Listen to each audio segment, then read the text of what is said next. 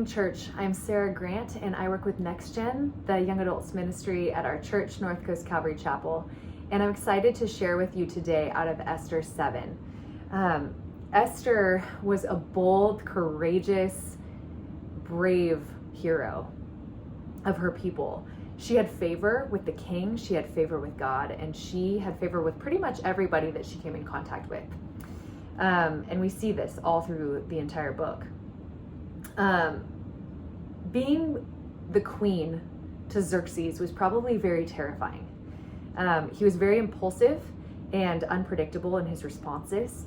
And when she asked him for her life to be spared and her people's lives to be spared, he also didn't know that she was a Jew at that time. So it was probably very scary.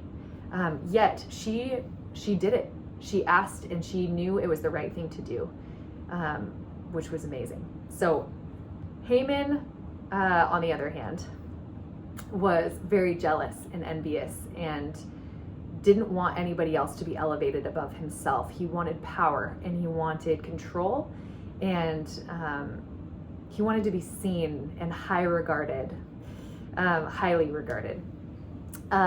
He wanted favor with the king to maintain his own power, and his deepest desire was to be acknowledged and seen and upheld. So there's something in us, right, that desires to be known and seen and acknowledged, just like Haman.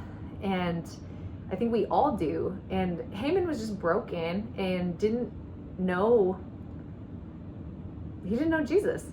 He didn't have what we have. So in light of that, we can take this as a good lesson of what not to do. So when we are in a place where we have favor, how do we react to people? How do we use our favor and our power for good, like Esther did? And then the opposite would be Haman, when we're feeling like we're overlooked and bummed about maybe not getting a promotion or not getting the opportunity that we wanted, or somebody else is getting the favor and we're out of it now and we're like, oh no, what do I do? I want that back. Why do we want that back? Is it for control? Is it for self-seeking promotion? What is it?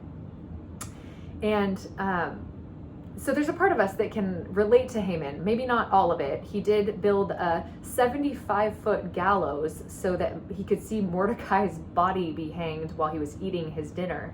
And the irony is not lost on me that Haman built this for Mordecai with this vengeance plan. And at the end of chapter 7, we see that he himself is hanged on that same gallows that he had set out to destroy Mordecai. So, whoa, pretty gnarly. But he was jealous and it turned on him. His motivations were selfish, and he was willing to destroy others to get what he wanted. But the plots of powerful men will not stop our God. And Esther and Mordecai understood this, and they trusted in God's provision, and they trusted in what he was asking them to do, which was to stand up. And she asked for her people to be spared, which was bold and brave. So my question for us today is a two-part. When you feel looked over or bummed out, like you aren't getting the attention that you want, what do? Are you like Haman and you are willing to maybe destroy somebody else's, I don't know, hopefully not, but do you have that feeling in your heart at least to you kind of want to put the other person down so that you can get what you want? We have this selfish desire in us to be seen and to be acknowledged, but that's also what do we do with that? And my hope is for us to come at it humbly and be able to say, wow, I'm going to have grace for myself for a moment and know that Jesus is walking with me. But to acknowledge that I do want that. If Haman would have just acknowledged that he wanted that and he had brokenness and humility, he wouldn't have ended up in the gallows, I don't think. because he wouldn't have tried to destroy a whole people group.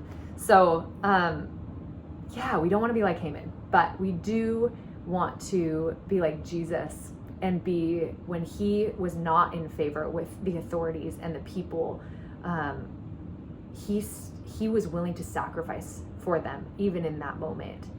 And when we have favor, like Esther, what do we do with that? Do we use it for good? Do we steward it for the good things and stand up and ask bold questions? And we don't want to hide and say, I have favor, so I just want to stay in the good graces of the authorities. We want to stand up for the right thing in those moments. So I hope that this is encouraging to you, because I love this chapter. I love this book. And I just want to encourage you guys to go read it if you haven't yet, and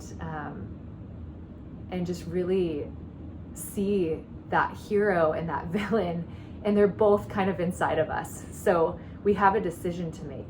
And my prayer is that for the church, Big C Church, to always be coming at this posture of humility, so that we are raising Jesus up, raising other people up, and not doing anything out of selfish ambition. Yeah, I just hope this is encouraging for you, because it's encouraging for me.